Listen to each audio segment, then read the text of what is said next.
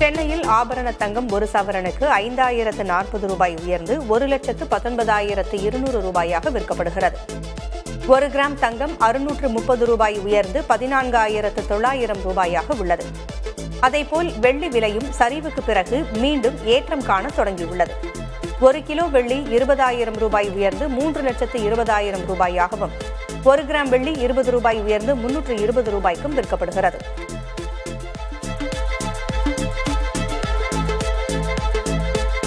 எதிர்க்கட்சித் தலைவர் ராகுல் காந்தியால் எழுப்பப்பட்ட கேள்விகளுக்கு மத்திய பாஜக அரசு அஞ்சுவது ஏன் என முதல்வர் மு.க.ஸ்டாலின் கேள்வி எழுப்பியுள்ளார். அவையின் உறுப்பினர்களுக்கு பதிலளிக்க அரசு தயாராக இருக்க வேண்டும் என்றும் தேசிய பாதுகாப்பு மற்றும் பொருளாதார நலன்கள் தொடர்பான விஷயங்களை தெளிவுபடுத்த வேண்டும் எனவும் முதல்வர் மு.க.ஸ்டாலின் தெரிவித்திருக்கிறார். எதிர்க்கட்சிகளைச் சேர்ந்த 8 எம்பிக்கள் இடைநீக்கம் செய்யப்பட்டதை வன்மையாக கண்டிப்பதாக தெரிவித்துள்ள முதல்வர் ஸ்டாலின், எம்பிக்களின் ஜனநாயக உரிமையை மீட்டெடுக்க இடைநீக்கத்தை உடனடியாக ரத்து செய்ய வேண்டும் எனவும் வலியுறுத்தியுள்ளார். 2026 ஆண்டு சட்டமன்ற தேர்தலுக்கான 2ஆம் கட்ட தேர்தல் வாக்குறுதிகளை அதிமுக பொதுச் செயலர் எடப்பாடி கே. பழனிசாமி அறிவித்துள்ளார். அதன்படி மாணவர்கள் வங்கியில் பெற்ற கல்விக் கடன் தள்ளுபடி, ஆண்டுக்கு 3 விலையில்லா கேஸ் சிலிண்டர், மாற்றுத்திறனாளிகள் கூட்டுறவு வங்கிக் கடன் தள்ளுபடி உட்பட 5 வாக்குறுதிகளை அறிவித்தார். சமூக பாதுகாப்பு ஓய்வூதிய தொகை 2,000 ரூபாயாக உயர்த்தப்படும் எனவும் அவர் வாக்குறுதியளித்தார். விழுப்புரம் மாவட்டம் கொள்ளாரில் உங்களுடன் ஸ்டாலின் திட்டத்தின் கீழ் நலத்திட்ட உதவிகள் வழங்கும் விழா முதல்வர் தலைமையில் நடைபெற்றது. இதில் 1,80,000 நபர்களுக்கு நலத்திட்ட பயன்கள் வழங்குவதை முதல்வர் ஸ்டாலின் தொடக்கி வைத்தார். என் கனவு என் எதிர்காலம் என்ற திட்டத்திற்கான இணையதளத்தினையும் துவக்கி வைத்தார். நிகழ்வில் பேசிய முதல்வர், உங்கள் தொகுதியில் முதல்வர் திட்டத்தின் கீழ் 1,49,00,000 மனுக்களுக்கு தீர்வு காணப்பட்டிருப்பதாக தெரிவித்தார். தேர்தல் வரும் மாநிலங்களுக்கு தந்திரமாக நிதி ஒதுக்கும் பாஜக அரசு தமிழ்நாட்டுக்கு தேர்தல் வரும் நிலையிலும் எந்த திட்டங்களையும் அறிவிக்கவில்லை என முதல்வர் மு.க.ஸ்டாலின் சாடியுள்ளார். விழுப்புரத்தில் நடைபெற்ற நிகழ்ச்சியில் பேசிய அவர், தமிழ்நாட்டின் மீது பாஜக அரசுக்கு அவ்வளவு வெறுப்பு உள்ளதாகவும் தெரிவித்தார். தமிழர்கள் தமிழ்நாடு மீது பாஜகவுக்கு வெறுப்பு இருப்பதாகவும் முதல்வர் காட்டமாக விமர்சித்தார். தமிழ்நாட்டு தேர்தலில் தோற்கப் போவதற்கு ஏன் நிதி ஒதுக்க வேண்டும் என்று பாஜக அரசு நினைத்திருக்கும் என்று முதல்வர் மு.க.ஸ்டாலின் விமர்சித்துள்ளார். விழுப்புரம் நிகழ்ச்சியில் பேசிய அவர், உங்கள் கனவுகளை நான் நிறைவேற்றுவேன் என்று குறிப்பிட்டுள்ளார். திராவிட மாடல் 2.0 ஆட்சியே மீண்டும் அமையும் என்றும் முதலமைச்சர் ஸ்டாலின் நம்பிக்கை தெரிவித்தார். தமிழ்நாட்டில் அதிமுக அங்கம் வகிக்கும் என்டிஏ பலம் வாய்ந்த கூட்டணியாக இருப்பதாக அதிமுக பொதுச் செயலர் எடப்பாடி கே. பழனிசாமி தெரிவித்துள்ளார். சென்னையில் செய்தியாளர்களிடம் பேசிய அவர், என்டிஏ கூட்டணியில் மேலும் சில கட்சிகள் இணைய உள்ளதாக கூறினார். கூட்டணி குறித்து அதிமுகவை விமர்சித்த காலம் மாறிவிட்டது என்றும் அவர் தெரிவித்தார்.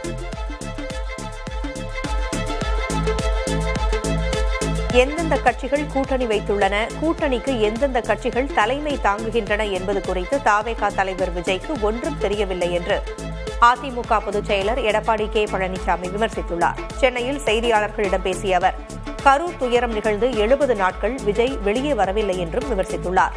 ஒருமுறையாவது விஜய் செய்தியாளர்களை சந்திக்க வேண்டும் என்றும், செய்தியாளர் கேள்விகளுக்கு பதிலளித்தால்தான் விஜய்க்கு நிலவரம் தெரியும் என்றும் பழனிசாமி கூறியுள்ளார். ஊழல் சக்தி என யாரை குறிப்பிடுகிறார் விஜய் என அதிமுக பொதுச் செயலர் எடப்பாடி கே. பழனிசாமி கேள்வி எழுப்பியுள்ளார். சென்னையில் செய்தியாளர்களிடம் பேசிய அவர், ஊழல் புகாரில் சிறை சென்று வந்தவர் தவேகாவுடன் இருப்பதாக தெரிவித்துள்ளார். ஊழல் சக்தி என அதிமுகவை குறிப்பிட்டு சொன்னால் பதிலடி கொடுப்போம் எனவும் அவர் தெரிவித்தார். தவேகா ஒரு அசெம்பிள் ஆகாத என்ஜின் என்று திமுக அமைப்பு செயலர் RS பாரதி விமர்சித்துள்ளார். தவேகா டாப் என்ஜின் என அக்கட்சித் தலைவர் விஜய் கூறியது குறித்த கேள்விக்கு பதிலளித்த அவர் இவ்வாறு தெரிவித்தார். அசெம்பிள் ஆகாத என்ஜின்களுக்கு பதில் சொல்ல முடியாது என்றும் RS பாரதி தெரிவித்தார். கரூர் விவகாரத்தில் எதிர்க்கட்சித் தலைவர் பழனிசாமி குரல் கொடுக்காது இருந்திருந்தால் விஜய் கட்சி காணாது போயிருக்கும் என முன்னாள் அமைச்சர் வேலுமணி தெரிவித்த கருத்துக்கு தவேகா நிர்வாகி செங்கோட்டையன் எதிர்வினையாற்றியுள்ளார். இது தொடர்பாக பேசிய அவர், பழனிசாமி குரல் கொடுத்ததால் விசாரணை நடக்காமல் இருக்குமா என்று கேள்வி எழுப்பியுள்ளார். பழனிசாமி என சிபிஐ உயர் அதிகாரியா என்று வினவியுள்ள செங்கோட்டையன், 2 முறை விசாரணைக்கு ஆஜராகி விஜய் விளக்கமளித்ததாகவும் தெளிவுபடுத்தியுள்ளார். காங்கிரஸ் இல்லாவிட்டால் கூட்டணி கட்சிக்கு 12% வரை வாக்குகள் பாதிக்கப்படும் என்று காங்கிரஸ் நிர்வாகி பிரவீன் சக்கரவர்த்தி தெரிவித்தார்.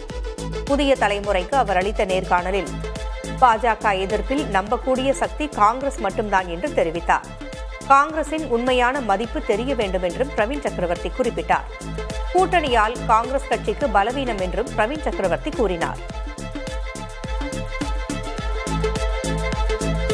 விஜயின் தமிழக வெற்றிக் கழகம் தனித்து நின்றாலும் தாவேகாவுக்கு 18% வாக்குகள் பெறும் என்று காங்கிரஸ் கட்சியின் தரவு பகுப்பாய்வு துறை தலைவர் பிரவீன் சக்கரவர்த்தி கூறியுள்ளார். புதிய தலைமுறைக்கு அவர் அளித்த நேர்காணலில் தமிழகத்தின் 3ஆம் அரசியல் சக்தி தாவேகா என்றார். அதிமுகவை விட தாவேகாவுக்கு அதிக ஓட்டு இருப்பதாக குறிப்பிட்ட பிரவீன் சக்கரவர்த்தி இந்த தேர்தலில் அதிமுகவை தாவேகா பின்னுக்கு தள்ளும் எனவும் தெரிவித்தார். சேலத்தில் விஜய் மக்கள் சந்திப்புக்கு அனுமதி கோரி காவல் ஆணையர் அலுவலகத்தில் தாவேகாவினர் மனு அளித்தனர். சேலம் மாவட்டத்தில் வரும் 13ஆம் தேதி தாவேகா தலைவர் விஜய் மக்கள் சந்திப்பு நடைபெறவுள்ளதாக கூறப்படுகிறது. இதற்காக 2 இடங்களில் அனுமதி கோரி தாவேகாவினர் மனு அளித்துள்ளனர். ஏற்கனவே வடக்கு மாவட்ட நிர்வாகிகள் சார்பில் மகுடஞ்சாவடி பகுதியில் அனுமதி கோரியிருந்த நிலையில் தற்போது சீலநாயக்கன்பட்டி பகுதியில் கூட்டம் நடத்த அனுமதி கோரப்பட்டுள்ளது.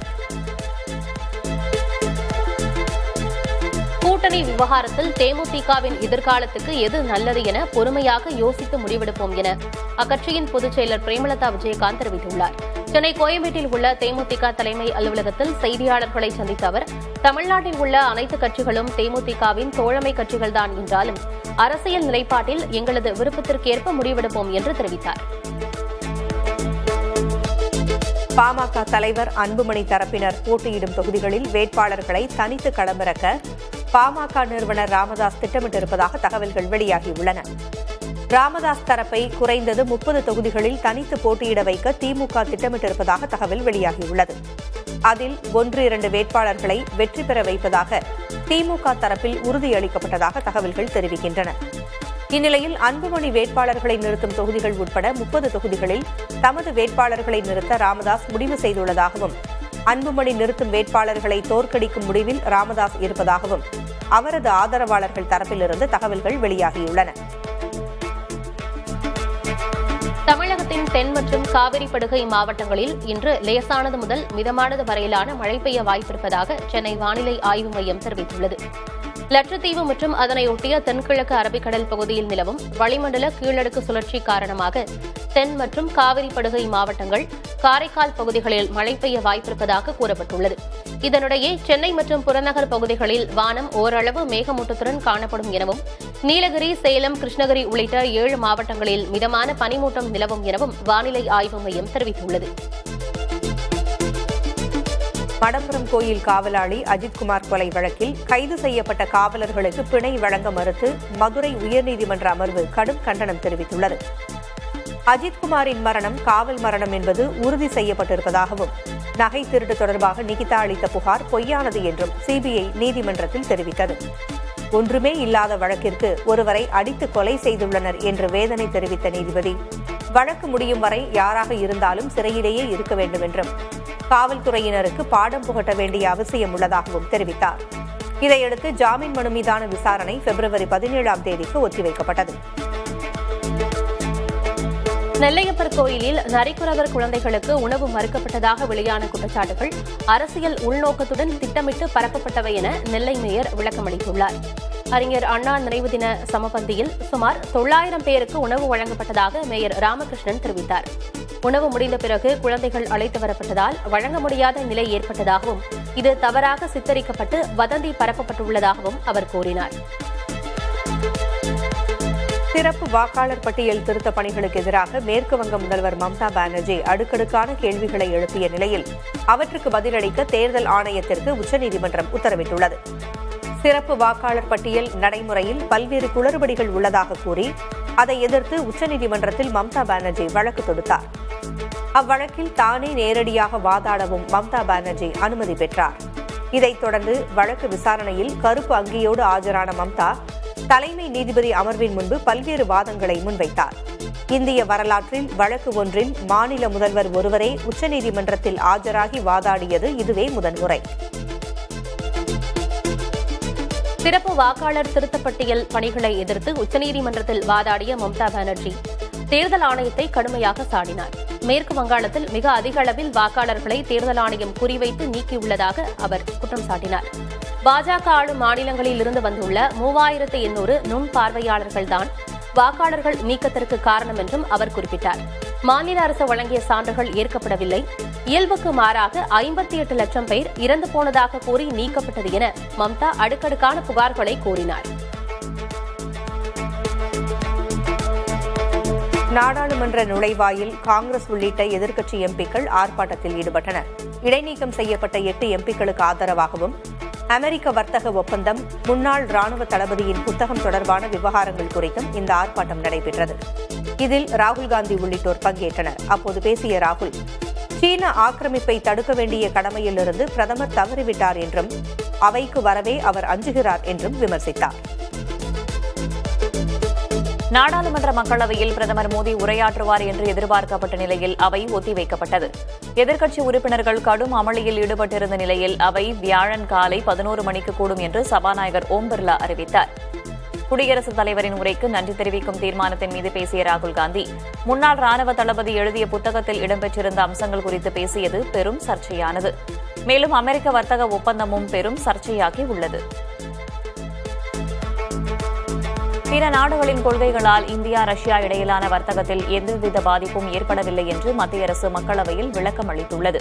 முகமது ஜாவேத் எம்பி எழுத்துப்பூர்வமாக எழுப்பிய கேள்விக்கு பதிலளித்த வர்த்தக மற்றும் தொழில்துறை இணையமைச்சர் ஜிதின் பிரசாதா, அமெரிக்காவின் வரி விதிப்பு நடவடிக்கைகள் இந்தியா ரஷ்யா வர்த்தகத்தை பாதிக்கவில்லை என தெரிவித்தார்.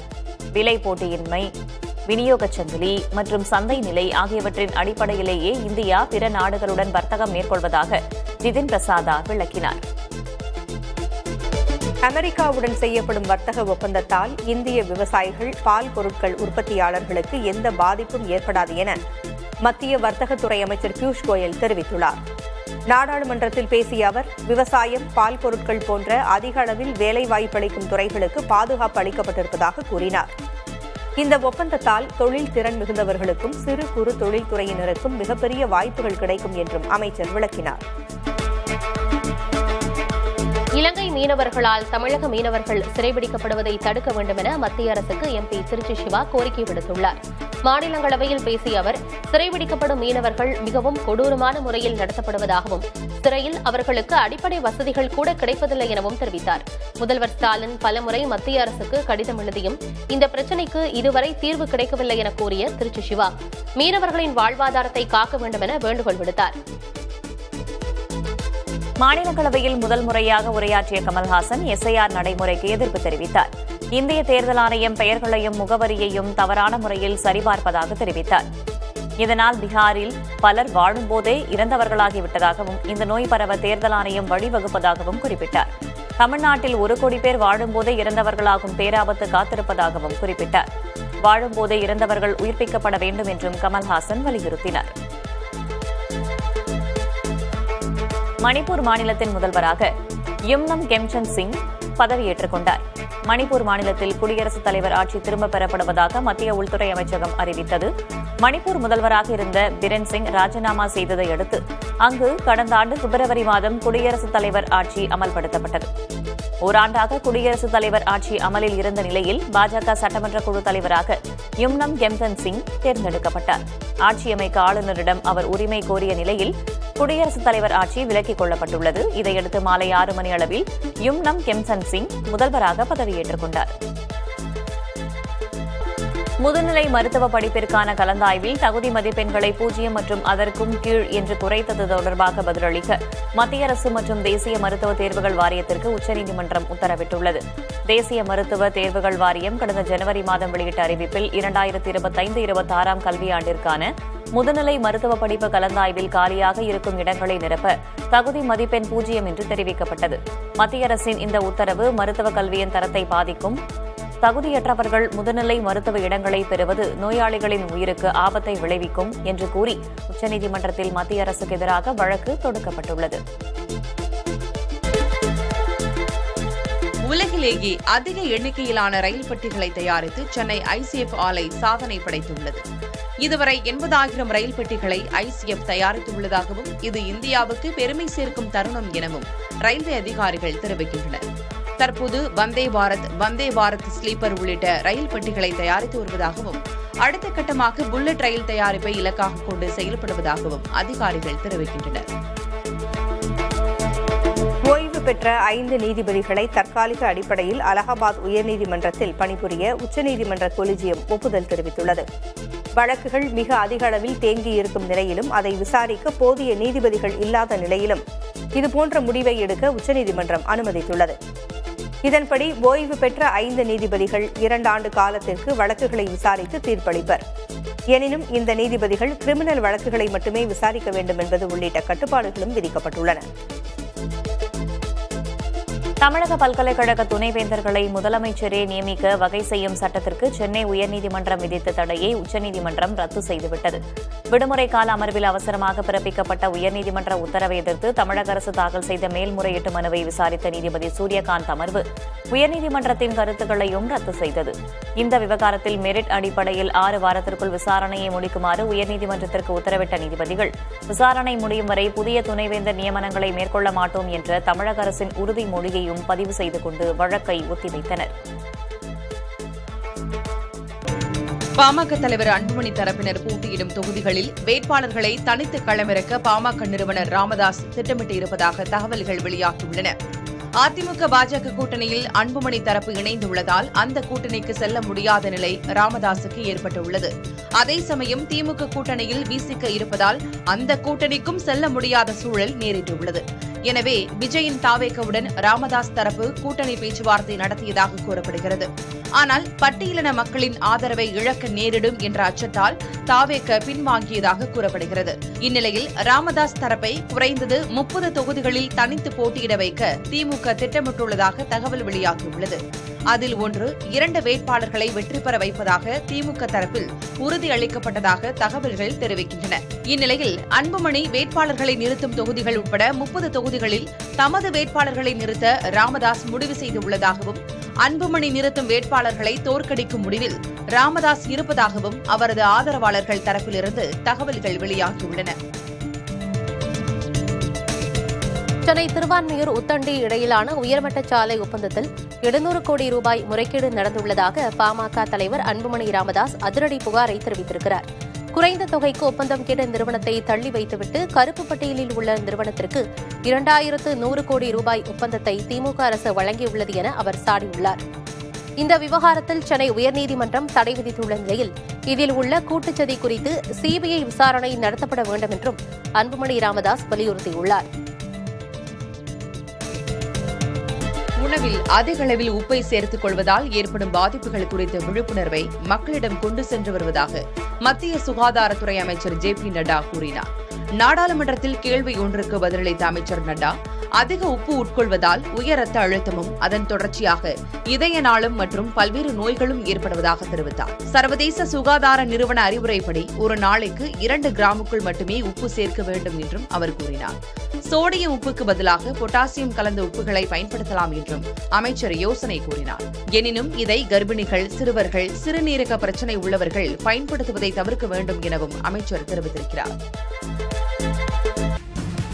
அமெரிக்காவுடன் செய்யப்படும் வர்த்தக ஒப்பந்தத்தால் இந்திய விவசாயிகள், பால் பொருட்கள் உற்பத்தியாளர்களுக்கு எந்த பாதிப்பும் ஏற்படாது என மத்திய வர்த்தகத்துறை அமைச்சர் பியூஷ் கோயல் தெரிவித்துள்ளார். நாடாளுமன்றத்தில் பேசிய அவர், விவசாயம், பால் பொருட்கள் போன்ற அதிக அளவில் வேலைவாய்ப்பளிக்கும் துறைகளுக்கு பாதுகாப்பு அளிக்கப்பட்டிருப்பதாக கூறினார். இந்த ஒப்பந்தத்தால் தொழில் திறன் மிகுந்தவர்களுக்கும் சிறு குறு தொழில்துறையினருக்கும் மிகப்பெரிய வாய்ப்புகள் கிடைக்கும் என்றும் அமைச்சர் விளக்கினார். ஒப்பந்தத்தில் இறுதிக்கட்ட சரிபார்ப்புகள் நடந்து வருவதாகவும் இது முடிந்த பின் ஒப்பந்தம் கையெழுத்தாகும் என்றும் அமைச்சர் கூறினார். நாடாளுமன்ற நுழைவாயில் காங்கிரஸ் உள்ளிட்ட எதிர்க்கட்சி எம்பிக்கள் ஆர்ப்பாட்டத்தில் ஈடுபட்டனர். இடைநீக்கம் செய்யப்பட்ட 8 எம்பிக்களுக்கு ஆதரவாகவும் அமெரிக்க வர்த்தக ஒப்பந்தம், முன்னாள் ராணுவ தளபதியின் புத்தகம் தொடர்பான விவகாரங்கள் குறித்தும் இந்த ஆர்ப்பாட்டம் நடைபெற்றது. இதில் ராகுல் காந்தி உள்ளிட்டோர் பங்கேற்றனர். அப்போது பேசிய ராகுல், சீன ஆக்கிரமிப்பை தடுக்க வேண்டிய கடமையிலிருந்து பிரதமர் தவறிவிட்டார் என்றும் அவைக்கு வரவே அவர் அஞ்சுகிறார் என்றும் விமர்சித்தார். அப்போது செய்தியாளர்களிடம் பேசிய பிரியங்கா காந்தி, இக்கட்டான தருணங்களில் அரசு எப்படி நடந்து கொள்ளும் என்பதை முன்னாள் ராணுவ தளபதியின் புத்தகம் வெளிப்படுத்துவதாக கூறினார்.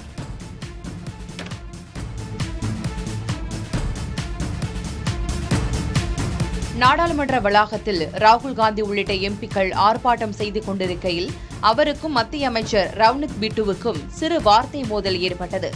நாடாளுமன்றத்திற்குள் செல்ல அமைச்சர் வந்தபோது, இதோ எனது துரோகி நண்பர் வருகிறார் என கூறி அவரை நோக்கி தன் கையை ராகுல் நீட்டினார். நீங்கள் மீண்டும் எங்களிடமே திரும்ப வருவீர்கள் என்றும் ராகுல் கூறினார். இதனால் ராகுலுடன் இருந்தவர்கள் கேலியாக சிரித்தனர். ஆனால் கோபமாகிவிட்ட ரவ்னித் பிட்டு, நீங்கள் தேசத்தின் விரோதி என ராகுலை பார்த்து கூறிவிட்டு உள்ளே சென்றார். காங்கிரஸ் கட்சியில் இருந்த ரவ்னித் பிட்டு சிறிது காலம் மக்களவை காங்கிரஸ் தலைவராகவும் இருந்தார். பின்னர் பாஜகவில் சேர்ந்த அவர் தேர்தலில் தோற்றாலும் மாநிலங்களவை உறுப்பினராகி மத்திய அமைச்சராக உள்ளார். தங்கள் நாட்டிலிருந்து காய்கறிகள், பழங்களை இந்தியா வரியின்றி இறக்குமதி செய்யும் என அமெரிக்க வர்த்தக பிரதிநிதி ஜேமிசன் குரீர் தெரிவித்திருக்கிறார். இது தங்கள் நாட்டுக்கு கிடைத்த மிகப்பெரிய வெற்றி என கூறிய ஜேமிசன் குரீர், எனினும் சில முக்கிய பொருட்களுக்கு மட்டும் தற்காப்பு வசதியை இந்தியா பெற்றுள்ளது என்றார். இந்தியா தற்போது அமெரிக்க பொருட்களுக்கு சராசரியாக 13.5 விழுக்காடு வரி விதிப்பதாகவும், இனி அது 98 விழுக்காடு பொருட்களுக்கு 0 விழுக்காடு என்ற அளவுக்கு குறையும் என்றும் குரீர் தெரிவித்தார். இந்திய அமெரிக்க வர்த்தக ஒப்பந்தம் குறித்து இன்னும் முழுமையான தகவல்கள் வெளியிடப்படவில்லை என்று காங்கிரஸ் கட்சி விமர்சித்துள்ளது. பிரதமர் மோடி கேட்டுக் கொண்டதால் இந்திய அமெரிக்க வர்த்தக ஒப்பந்தம் உடனடியாக அமலுக்கு வருவதாக அதிபர் டிரம்ப் கூறி 36 மணி நேரம் கடந்தும் அது குறித்த விரிவான விவரங்கள் எதுவும் வெளியிடப்படவில்லை என்று காங்கிரஸ் பொதுச் செயலர் ஜெயராம் ரமேஷ் கூறியுள்ளார். தெளிவு இல்லாத சூழலில் ஒவ்வொருவரும் தங்கள் விருப்பம் போல் கருத்துக்களை வெளியிட்டு வருவதாகவும் ஜெயராம் ரமேஷ் தெரிவித்துள்ளார்.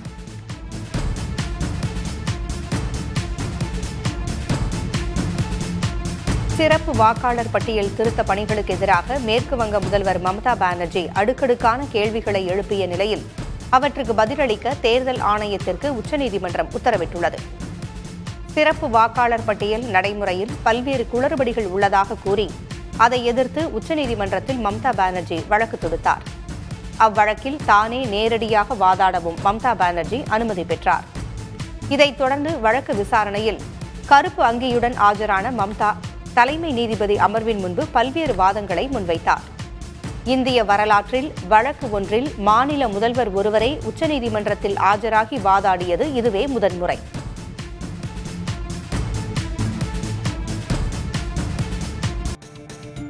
லண்டனில் உள்ள 100 ஆண்டுகள் பழமையான வீராசுவாமி உணவகம் மூட வேண்டிய நெருக்கடி ஏற்பட்டிருக்கும் நிலையில் அதை காப்பாற்றக் கோரி பிரிட்டன் மன்னர் 3ஆம் சார்லஸிடம் மனு வழங்கப்பட்டிருக்கிறது. தங்கள் கோரிக்கைக்கு ஆதரவாக 20,000 பேரிடம் உணவக நிர்வாகத்தினர் கையெழுத்து பெற்று மனுவுடன் சமர்ப்பித்துள்ளனர். உணவகம் உள்ள பகுதியை வாடகைக்கு விட்டிருந்தவர் அதை திரும்ப கேட்பதால் அதை மூட வேண்டிய நெருக்கடி ஏற்பட்டுள்ளது. ஆங்கிலோ இந்திய ராணுவ அதிகாரியான எட்வர்ட் பால்மரால் 1926ஆம் ஆண்டு தொடங்கப்பட்டது இந்த உணவகம். இதற்கு வீராசாமி என்ற தன் பாட்டி பெயரை வைக்க திட்டமிட்டிருந்தார் பால்மர். ஆனால் எழுத்துப்பிழை காரணமாக வீராசுவாமி என அச்சிடப்பட்ட பெயரே நிலை பெற்றது. சர்ச்சில், ராணி எலிசபெத், நேரு, இந்திரா காந்தி என உலக பிரபலங்கள் இந்த ஹோட்டலில் உணவு அருந்தியுள்ளனர். தமிழகத்தில் 3000 ஆண்டுகளுக்கு முன்பே சிறுதானிய உணவு பழக்கம் இருந்தது ஆய்வில் தெரியவந்துள்ளது. கோவை அருகே உள்ள மேலப்பாளையம் பகுதியில் புனே டெக்கான் கல்லூரி ஆராய்ச்சியாளர்கள் அகழ்வாராய்ச்சியில் ஈடுபட்டனர். இதில் கிமு 1600ஆம் ஆண்டைச் சேர்ந்த வரகு, சாமை, திணை ஆகியவற்றின் எச்சங்கள் கண்டுபிடிக்கப்பட்டதாக கூறப்படுகிறது. குறிப்பாக துவரம்பருப்பு பயன்பாட்டுக்கான சான்றுகளும் கிடைக்கப்பட்டுள்ளன. இதன் மூலம் தமிழர்கள் 3000 ஆண்டுகளுக்கு முன்னரே சிறுதானிய உணவுகளை உட்கொண்டு வந்தது தெரியவருகிறது. மாதவிடாய் வெளியை அன்னாச்சி பழமும் லவங்கப்பட்டையும் இயற்கையான முறையில் குறைக்க உதவும் என ஊட்டச்சத்து நிபுணர்கள் தெரிவிக்கிறார்கள். அன்னாச்சி பழத்தில் உள்ள புரோமலைன் என்ற நொதி கருப்பை தசைகளை தளர்த்தும் என்றும், லவங்கப்பட்டை இரத்த ஓட்டத்தை சீராக்கி தசைப்பிடிப்புகளை குறைக்கும் தன்மை கொண்டுள்ளதாகவும் தெரிவிக்கிறார்கள். குறிப்பாக லேசானது முதல் மிதமான வலி உள்ளவர்களுக்கு இது ஒரு சிறந்த மாற்று என்றும், தீவிரமான வலி உள்ளவர்கள் அல்லது இரத்த உறைதல் தொடர்பான மருந்து உட்கொள்பவர்கள் இதை பின்பற்றும் முன்பு மருத்துவ ஆலோசனை பெறுவது அவசியம் என்றும் எச்சரிக்கின்றனர். அரசு கலை அறிவியல் கல்லூரிகளில் 426 கௌரவ விரிவுரையாளர்கள் தற்காலிகமாக பணியமர்த்தப்பட இருப்பதாக உயர்கல்வித்துறை அமைச்சர் கோவி செழியன் தெரிவித்துள்ளார். இது தொடர்பாக அமைச்சர் வெளியிட்டுள்ள செய்திக்குறிப்பில், மாணாக்கர்கள் கல்வி கற்றலில் தொய்வு ஏற்படாமல் இருக்க 29 பாடப்பிரிவுகளுக்கு 426 தற்காலிக கௌரவ விரிவுரையாளர் பணியிடங்கள் நிரப்பப்பட உள்ளதாகவும், இதுகுறித்த முழு விவரங்களை www.tngasa.in என்ற இணையதளத்தில் வெளியிடப்பட்டுள்ளதாகவும் தெரிவித்துள்ளார். இந்த இணையதளம் வாயிலாக வரும் 9ஆம் தேதி வரை தகுதியுள்ள நபர்கள் தங்களது விண்ணப்பங்களை பதிவு செய்யலாம். அரசின் நெறிமுறைகளை பின்பற்றியும் கல்வி தகுதி மற்றும் நேர்முக தேர்வு மதிப்பீடுகளின் அடிப்படையிலும் கௌரவ விரிவுரையாளர்கள் தெரிவு செய்யப்படுவார்கள் என்றும் அமைச்சர் கோவி செழியன் தெரிவித்துள்ளார். விமான விபத்தில் காலமான அஜித் பவாரின் மகள்கள் இருவரும் தேசியவாத காங்கிரஸ் நிறுவன தலைவர் சரத்பவாரை சந்தித்து பேசினர். பாராமதியில் உள்ள இல்லத்தில் இந்த சந்திப்பு மூடிய அறைக்குள் நடந்த நிலையில் பேச்சின் விவரங்கள் தெரியவரவில்லை. 1.5 மணி நேரம் இச்சந்திப்பு நீடித்ததாக தெரிகிறது. தேசியவாத காங்கிரசின் இரு பிரிவுகளும் இணையவிருந்த நிலையில் அஜித் பவார் அகால மரணமடைந்தார். அடுத்த திருப்பமாக அஜித் பவார் மறைந்த 3வது நாளே அவரது மனைவி துணை முதலமைச்சரானார். இந்த சூழலில் சரத்பவாரும் அவரது பேரன்களும் ஜெய் பவார் ஆகியோர் சந்தித்து மகாராஷ்டிரா அரசியலில் இது பேசுபொருளாகியுள்ளது.